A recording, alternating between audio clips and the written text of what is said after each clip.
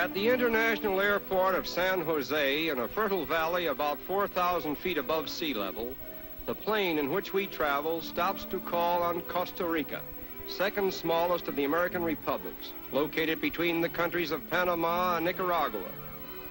This is the terminal station in Central America for the various airways operating between North and South America, and it is regarded as one of the best in the world. The passengers who come and go from here are an interesting conglomeration of people representing practically every race, color, and creed in the world. A few miles from here, we visit the capital city, which has a population of about 70,000 inhabitants. Unlike many important cities of Latin America, San Jose was not founded until long after the Spanish conquest. It became the capital of Costa Rica in 1823.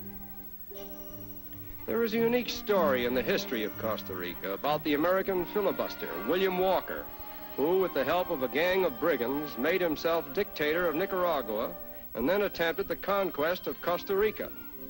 He was defeated and shot, but the United States paid Costa Rica an indemnity of $26,704 because of Walker's activities.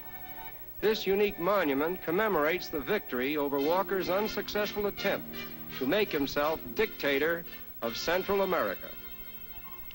Since the hectic days of William Walker, Costa Rica has had few revolutions, and most of them have been bloodless.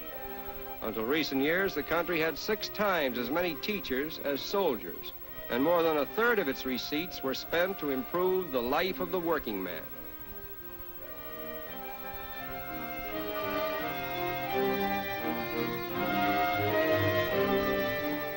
In the suburbs of San Jose may be found municipal golf courses and swimming pools, where one may enjoy the more wholesome diversions of life in peaceful seclusion.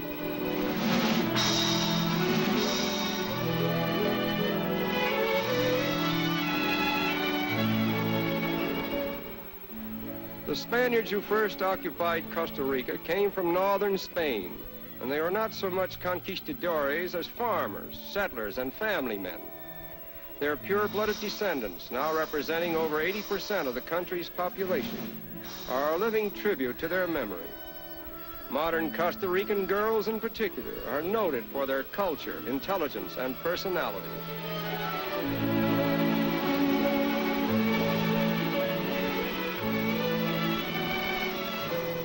It is said there are more varieties of orchids in Costa Rica than in any other country.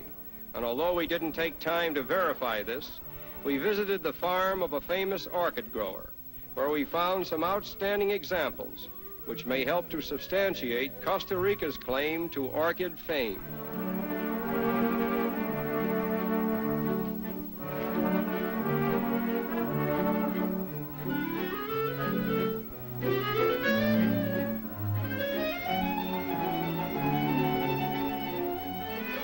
These delicately beautiful flowers are the most complex in the floral family, and the art of developing them from wild species into cultured varieties is a supreme achievement.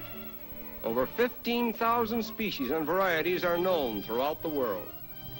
Although Costa Rica is noted for its modern highways, this quaint transportation system is still in vogue, and no small amount of the country's produce is transported in this manner.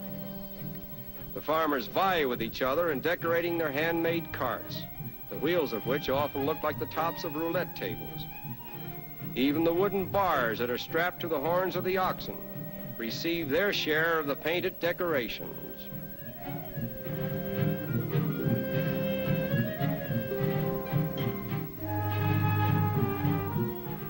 Although the traffic may be antique, the roads of Costa Rica are among the best in the world. And this little country boasts that it is one of the first to complete its portion of the great Pan-American Highway. Among the scenic marvels of Costa Rica are her volcanoes, the best known of which are Poas, 9,000 feet above sea level, and possessing the largest crater in the world, and its sister volcano, Iratsu, dominating the central plateau of the country.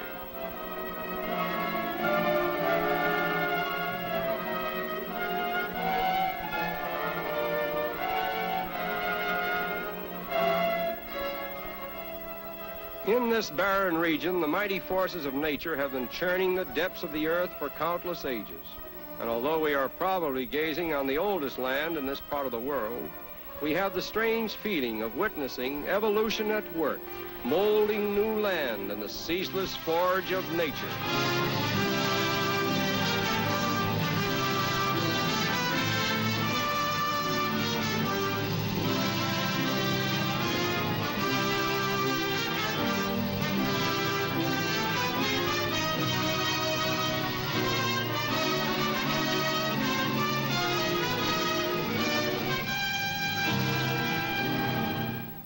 In 1502, when Columbus landed on the shores of this country, he christened it Costa Rica, meaning rich coast. But it is not the wealth of gold and silver and other valuable mineral deposits which makes Costa Rica a rich country, for mining has not been developed as a dominant industry, and the continued economic prosperity of the country is dependent upon its plantations and small farms. Next to coffee, bananas are the chief crop of export, and the investment in banana plantations is valued at over $23 million. Costa Rica was the first Central American nation to export bananas to the British Isles and Europe. This region was once a dense tropical forest, which has now succumbed to the developing hand of man. Water chemists locate supplies of water for irrigating the plants. Although about 3/4 of all American banana lands are in heavy rainfall zones, new modes in cultivation demand even more water.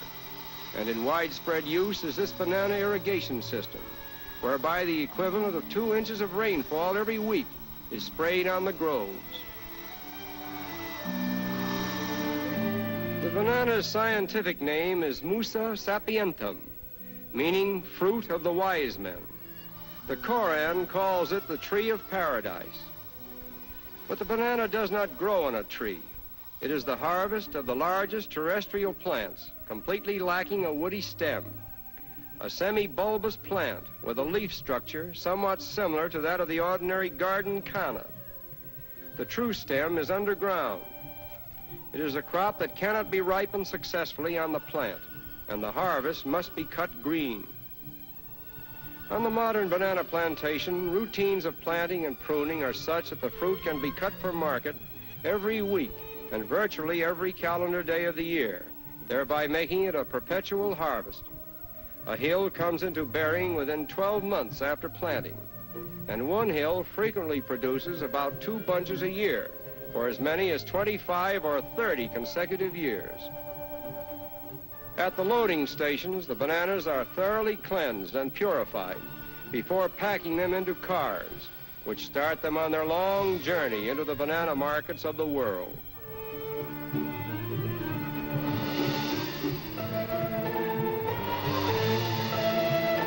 And so life goes on in this banana realm, where a fruit that was practically unheard of in northern countries a century ago is now a staple food in the diet of mankind. Although the backs of mules and donkeys are still an important medium for transporting bananas, they are fast being transplanted by modern trucks, which can carry in one load enough bananas to put 100 donkeys to shame. Back at the airport in San Jose, our plane is waiting to transport us to our northern homes, 3,000 miles away. Just a short journey in this modern age, which has reduced distances and boundaries to such an extent that a weekend trip today could mean a complete swing around the world.